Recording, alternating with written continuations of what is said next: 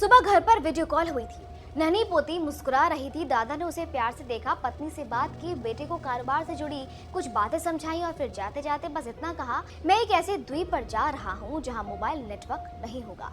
लौट कर बात करता हूँ। लेकिन वो फोन कभी दोबारा नहीं आया। कुछ घंटों बाद खबर आई कि जिस स्पीड बोट में वो सवार थे वो समुद्र में पलट गए। वियतनाम की खूबसूरत यात्रा देखते ही देखते मातम में बदल गई।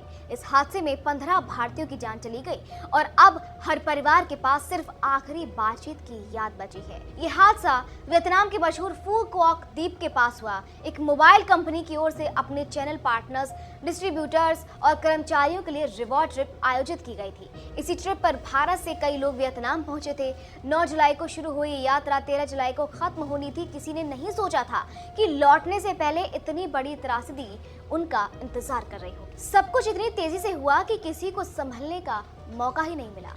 इस हादसे में 15 भारतीयों की मौत हो गई। इनमें तमिलनाडु के 10, आंध्र प्रदेश के 3 और केरल के 2 लोग शामिल हैं। हनोई स्थित भारतीय दूतावास ने सभी मृतकों की पहचान भी जारी कर दी। वहीं तमिलनाडु, आंध्र प्रदेश और केरल सरकारों ने कहा है कि वो केंद्र सरकार के साथ मिलकर सभी पार्थिव शरीर जल्द से जल्द भारत लाने और पीड़ित परिवारों को हर संभव मदद देने की कोशिश कर रही है।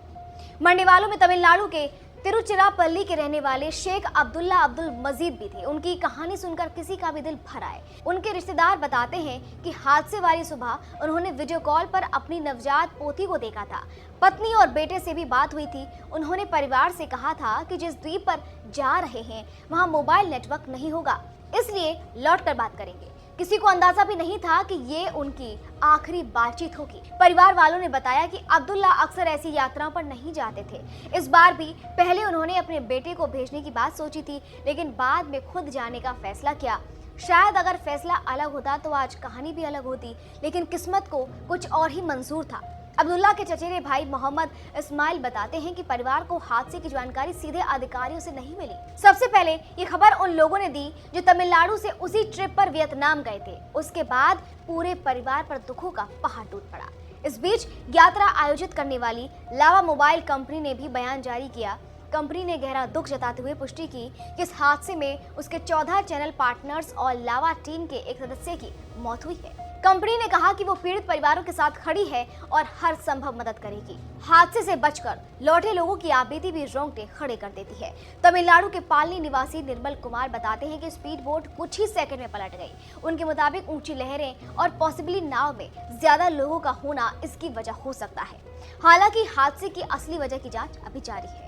वहीं आंध्र प्रदेश के गुंटूर के रहने वाले आशीष कुमार ने उस पल को याद करते हुए कहा, हम तस्वीरें खींच रहे थे। किसी को अंदाजा भी नहीं था कि अगले ही पल सब कुछ बदल जाएगा। उन्होंने बताया कि सभी लोग लावा मोबाइल से जुड़े डिस्ट्रीब्यूटर्स, सेलर्स और कर्मचारी थे। 3 अलग अलग नावों में पर्यटकों को द्वीपों तक ले जाया जा रहा था। बाकी 2 नावों के लोग पहले द्वीप पर घूम रहे थे, जबकि उनकी नाव दूसरे द्वीप की ओर निकली थी।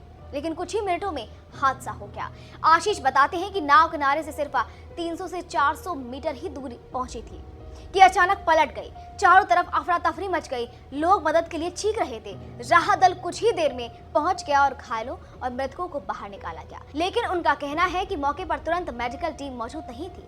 आशीष का दावा है कि अगर उसी वक्त डॉक्टरों की टीम पहुंच जाती और तुरंत CPR जैसी प्राथमिक चिकित्सा मिल जाती तो शायद कुछ और लोगों की जान बचाई जा सकती थी। उनका कहना है कि हादसे के वक्त मौसम भी बिल्कुल सामान्य था। हल्की हवा चल रही थी, जो समुद्र के किनारे आम बात है। इसलिए उन्हें नहीं लगता कि सिर्फ मौसम इस हादसे की वजह बना।